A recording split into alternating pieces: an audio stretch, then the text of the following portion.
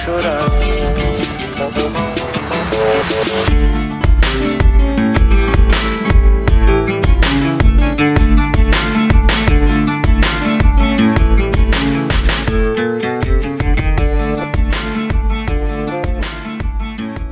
Veja bem, a criança, especialmente os homens, né, os meninos, o primeiro presente, provavelmente, que ele recebe no Brasil, o primeiro presente é a bola. Ele joga futebol desde criança.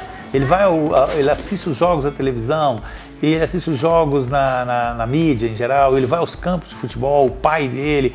Esse ambiente, futebol, culturalmente, o ambiente de futebol, ele é muito difundido no Brasil.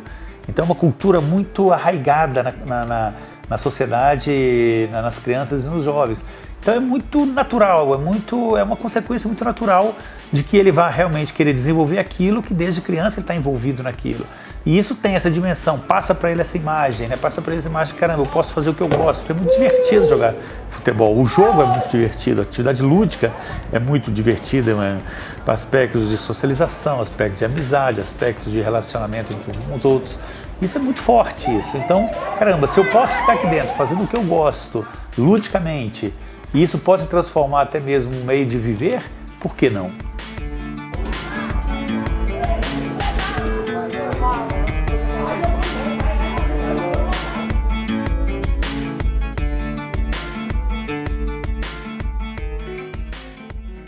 Meu nome é Francisco Aécio. Hoje eu estou com 32 anos. Escolaridade é o ensino médio completo. Minha profissão atual hoje é motorista, só que por motivo de problema de saúde estou encostado pelo INSS. E nas horas vagas eu sou treinador de futebol. Me chamo Marlene de Souza Gonçalves, tenho 32 anos. Eu nasci na cidade de Dom Bosco, Minas Gerais. Atualmente eu trabalho como supervisora de loja, uma rede de farmácia. Henrique Luciano da Costa, tenho 26 anos, eu nasci aqui em Brasília. Ensino superior completo, sou formado em Direito e eu sou servidor público do Departamento Penitenciário Nacional. Meu nome é Romário Silva de Araújo, idade 23 anos. Trabalho de gari.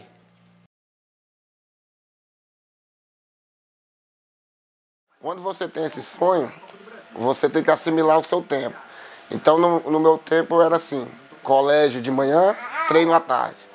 Então, minha mãe falasse, não, filho, você larga disso, vai fazer um curso, vai se preparar profissionalmente aí para alguma área. Aí, só que eu vivi o sonho do futebol, então não tinha tempo para curso, não tinha tempo para nada.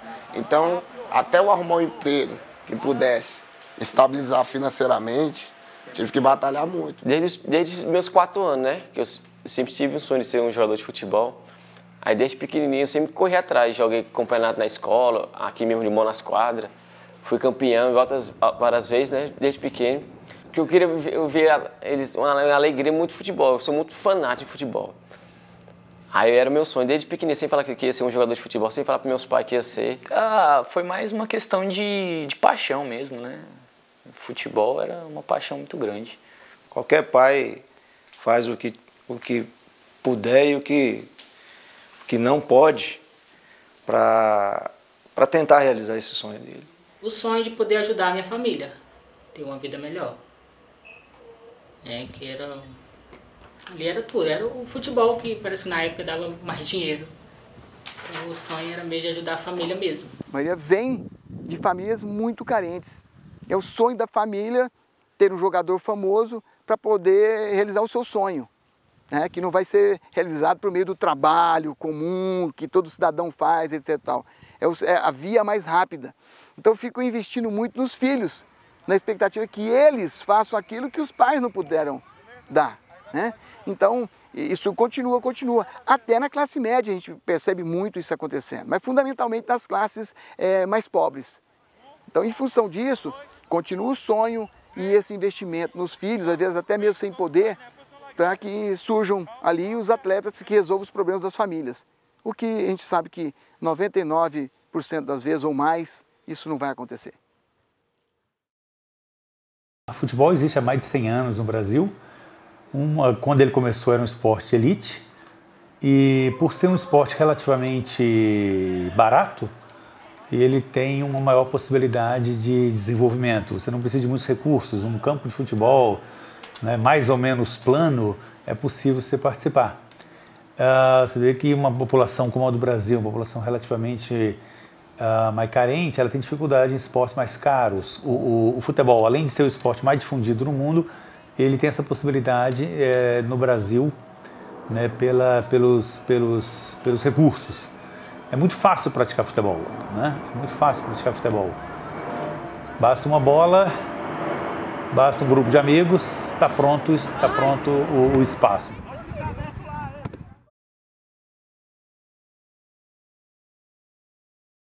Aos 10 anos eu tive minha primeira experiência como jogar contra um time de outra cidade e foi uma experiência muito boa. Pessoas mais maduras do que eu, era bem mais nova, bem mais miudinha. A partir daí eu tive uma experiência, jogar em time, em outros times, em outras cidades e torneios, que já no caso valia medalhas, troféus. Depois de um certo tempo vim para Brasília, onde tentei também ser jogadora de futebol durante 10 anos. Passei por vários times.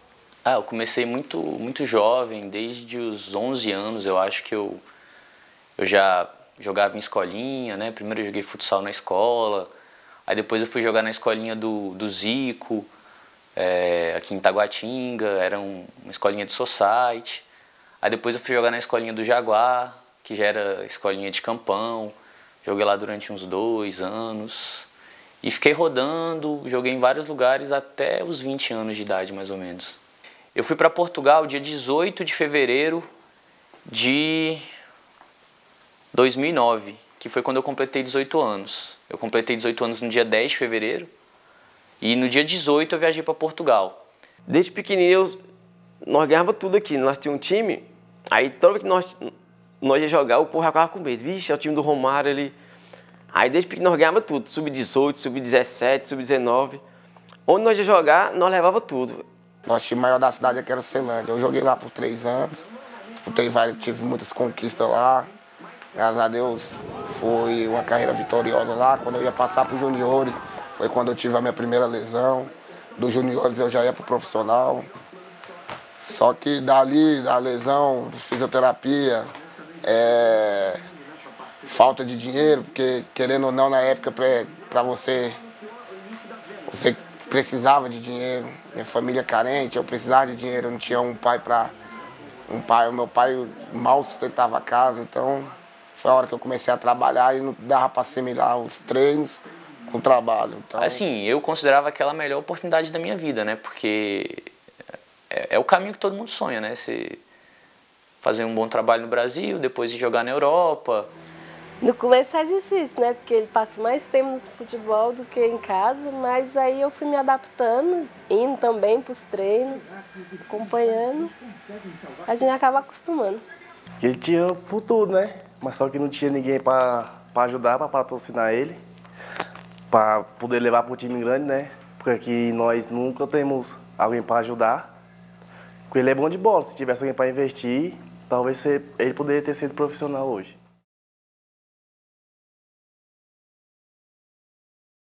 Acho que não é democrático com negros, né, que você não vê negros, por exemplo, tem muitos negros no esporte, no futebol em particular, mas você não vê negros nos cargos de direção. Ele não é democrático com as mulheres, né, não tem a visibilidade que tem, não tem o impacto que tem, não tem né, não se mostra como se mostra o futebol masculino. Você não tem mulheres dirigentes, você não tem mulheres treinadoras, você não tem mulheres árbitros. Não é, obviamente que ele não é aberto para todos. Isso é um discurso populista e é um discurso demagógico. Minha mãe mais. Meu pai já não era muito de apoiar não, porque ele não gostava que a gente jogava futebol. Não gostava que a gente saía para jogar, principalmente para outra cidade. Sempre falava que o futebol era coisa de homem, não era coisa de mulher. Falta enxergar a existência do futebol feminino. Você vê, os poucos sites que acompanham o futebol feminino no Brasil, né, eles não são muito vistos pelas pessoas. Então falta enxergar. Porque quando se enxergar o futebol feminino de melhor maneira, os patrocinadores vão querer se aproximar também, né, e oferecer os recursos necessários para que ele possa crescer. A falta de oportunidade, falta de modalidade também, que na minha cidade não tinha Não tinha uma estrutura, não tinha patrocinadores, não tinha olheiros. E era eu corria atrás das pessoas para a gente treinar, porque eu gostava, eu sonhava de ser. Mas se eu investir, tal como foi investido, né, por mais de século com o homem, nós teremos o futebol feminino no mesmo nível que nós temos hoje o futebol masculino.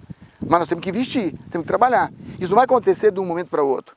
E ele foi obrigado a desistir porque ele não teve uma oportunidade real mesmo, né? Eu acho que faltou um olhar de alguém, porque qualidade ele sempre teve. 9 de janeiro de 2010, que foi o segundo jogo, né, do ano, o primeiro jogo tinha sido dia 2, no dia 9 de janeiro eu tive uma lesão na posterior que foi uma lesão mais séria, uma lesão muscular. E assim, eles foram muito negligentes no cuidado comigo, eles queriam me colocar para voltar mais cedo e também teve uma questão na época que assim, eu achava que eu estava bem, eu não tinha tanta experiência. Aí eu machuquei de novo, senti de novo a lesão e aí eu fiquei mais um bom tempo parado e nisso eu fui tendo lesões recorrentes. Eu ficava 3 semanas tentando me recuperar, quando ia voltar sentia a mesma lesão de novo. Eles não me davam um tratamento adequado, queria antecipar a volta e isso acabou que me prejudicou completamente. E eu vi que para mim não ia dar, porque até então as oportunidades que apareceram não foi tão vantajosas. Falta de grana também, falta de dinheiro, que querendo ou não no mundo do futebol isso, pelo menos na minha época, hoje não, hoje é mais fácil. Hoje os clubes eles se empenham mais em ajudar garotos que têm o dom do futebol, mas na minha época não era assim, ou você tinha o talento ou não tinha, ou você tinha dinheiro ou você não tinha. Então, para mim sempre foi muito difícil. Mas até os 17 anos, para 18, eu batalhei muito nessa luta, nesse meu sonho. De lá para cá eu desanimei. Porque no dia eu vi que eu joguei bem, fiz gol, dei passe e não consegui passar. Depois de lá eu desisti. Foi no tempo que eu comecei a trabalhar, depois que eu arrumei um emprego na sedentária de Gari.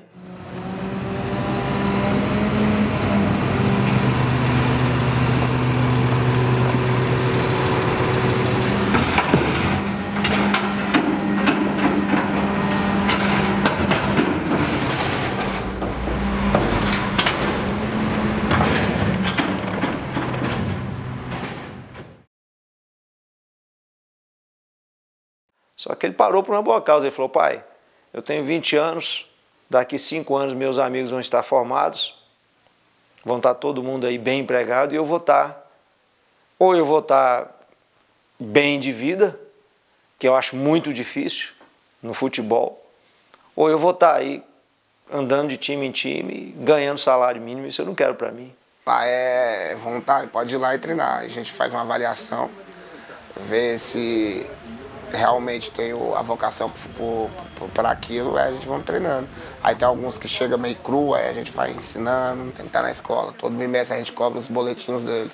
Boa parte desses atletas, no futuro, deixarão o futebol.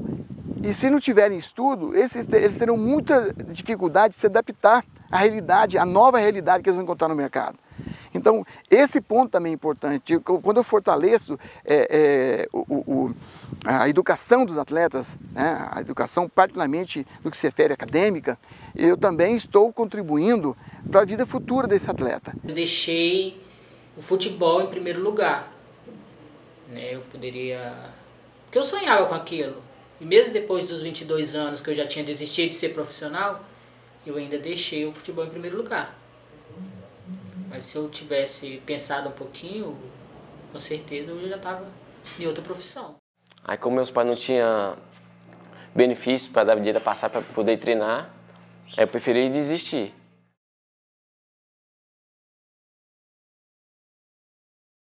Eu deixava a família mesmo. Deixava, mas eu não me arrependo não, porque era um sonho que eu tinha. Hoje eu me arrependo, hoje eu poderia estar num lugar melhor para minha família. Mas assim, futebol não é uma equação exata, não tem como, não é uma conta exata. Não dá pra cravar, mas eu não me arrependo não. Não, me arrependo não. Preciso andar vou por aí a procurar e pra não chorar. Achei, eu sempre gostei muito dessa frase do Carlos Drummond. Não temos um outro Garrincha para nos alegrar. É um dos papéis importantes do esporte justamente isso, né? Inclusive é perigoso, porque ele pode ter uma função narcótica, alienante, né?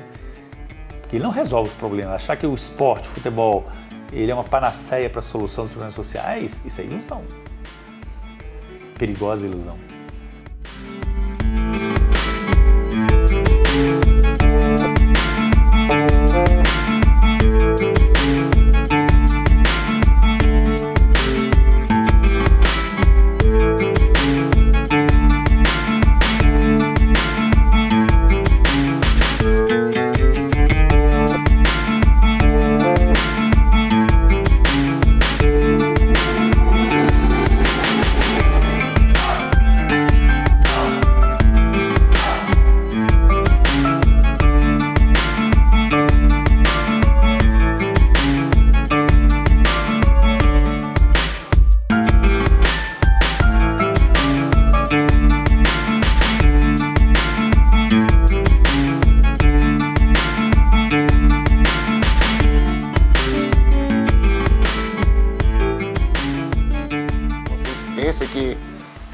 Que é fácil a carreira de jogador?